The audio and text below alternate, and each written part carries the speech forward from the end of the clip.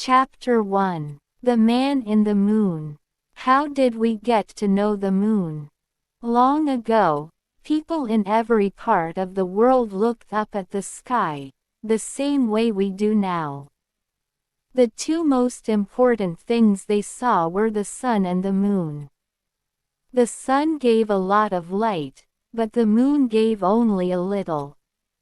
So many people thought the sun was a man-god, and the moon a woman-god, a goddess. And people saw a face on the moon. They called it the man in the moon. Parents still tell their children about him today. Then people studied astronomy, and they thought about how the moon changed. In the end, the astronomers understood. The moon was a big ball. They understood that the moon and the earth go around the sun. The sun shines light on half of the earth all the time. This gives us day and night. The sun shines on half of the moon all the time, too. But from Earth, we can't always see all of the light on the moon. When the half of the moon with light is away from us, the sky is dark.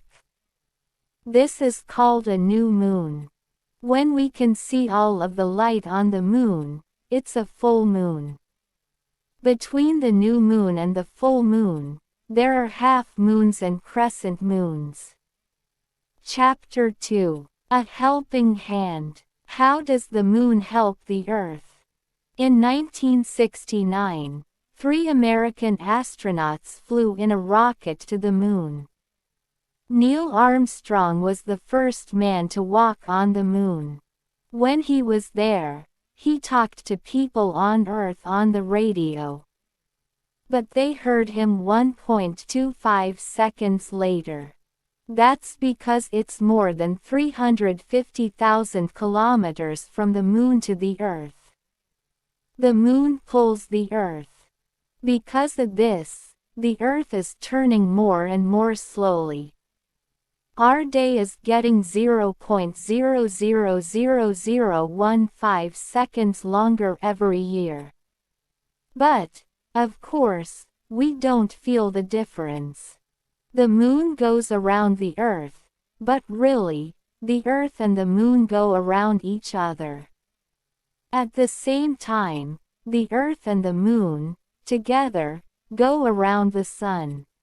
The Earth has a tilt of 23.5 degrees. Because of the pull of the moon, this tilt doesn't change. And that's a good thing, because it's the Earth's tilt that gives us our seasons. Thanks to the moon, we enjoy spring, summer, fall, and winter.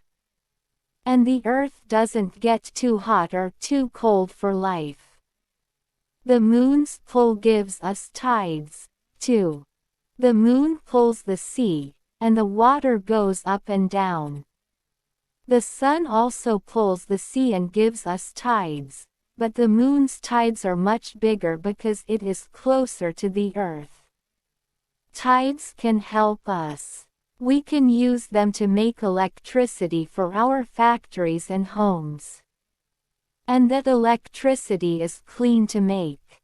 It isn't bad for plants and animals. The moon also helps sailors on boats at sea. At night, they can see where the moon is, if there are no clouds. Then they know where to go. The moon helps animals, too. Many animals go out at night. A little moonlight helps them to see. Of course, for some small animals, that's not always a good thing. Big animals can see them in the moonlight and eat them. The moon can also tell animals where to go. Baby olive ridley turtles start their life in a hole in the sand on a beach. They use the moon to find the sea. Chapter 3. Lunatics. Can the moon make people crazy? The word lunar is the adjective we use for the moon. It comes from Latin, the language of the ancient Romans. They called the moon, Luna. And lunatic is an Old English word for a crazy person. A long time ago, people thought the moon changed people. Lunatics went crazy when the moon was full. The ancient Greek thinker and teacher Aristotle said this was because there was too much light from the full moon. Some people couldn't sleep. That made them crazy. Was he right? We now have street lights to see at night. People don't go crazy because of street lights. But we know that people in countries with no night in the summer or no sunlight in the winter can have problems. We need both day and night. Today, it's often bad to use the word lunatic.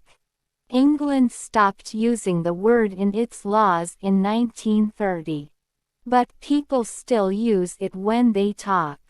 For example, if someone is a crazy driver, we say, he drives like a lunatic.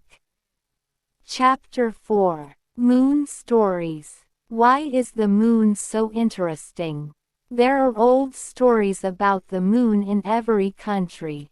The Maoris were the first people in New Zealand. They lived there before Europeans came. One old Maori story is about Rona. Rona was the daughter of the sea god, Tangaroa. She made the sea go up and down at high and low tide. One night, Rona had water in a bucket to take to her children at home. She could see where to go in the moonlight.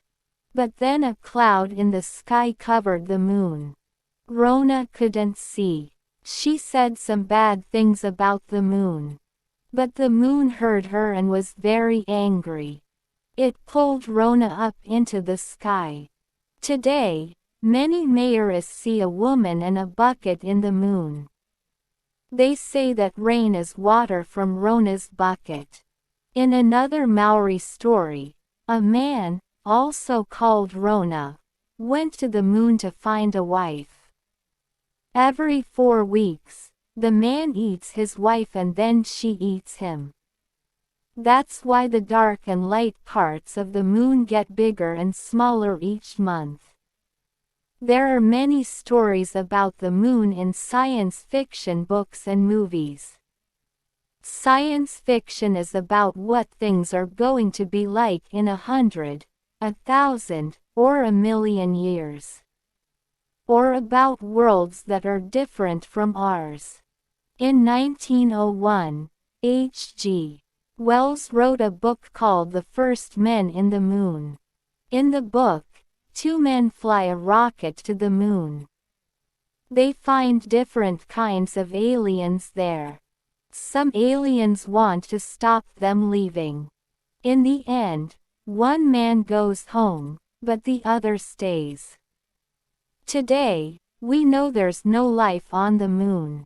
But in 1901, people didn't know that anything was possible. In 1867, the USA wanted to buy Alaska from Russia. So they sent a scientist called George Davidson to study it. He wrote down what he saw, and the USA paid the Russians $7.2 million for Alaska. Davidson, an astronomer, wanted to see an eclipse. So in 1869, he went back to Alaska, to a place called Chilkat Valley.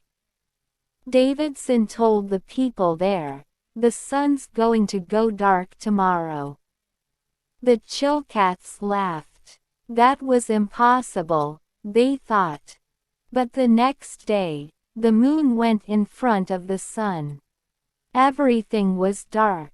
Some Chilkats thought Davidson did it. The moon can change how we feel, but can it change us into animals? In many countries, there are stories about people who change into birds, cats, or fish.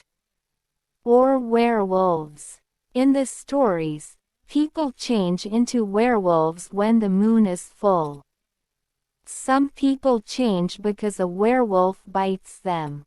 They get big teeth and hair on all their body. Then they eat animals, or sometimes people. Some stories say you can only kill werewolves with silver, possibly because the color of the moon is silver. The stories aren't true, but they make great movies.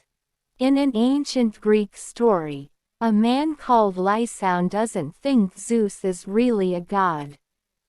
To find out, Lysaon kills Zeus's son and cooks him for Zeus. But Zeus knows the food isn't animal meat. He's angry and changes Lysaon into a wolf.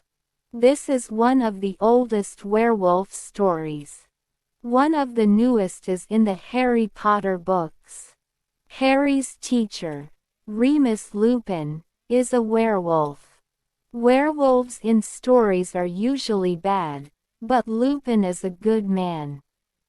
So he isn't happy about being a werewolf. The end. Hope you have enjoyed the reading. Come back to learn English with me or American English and British English to find more fascinating and exciting stories.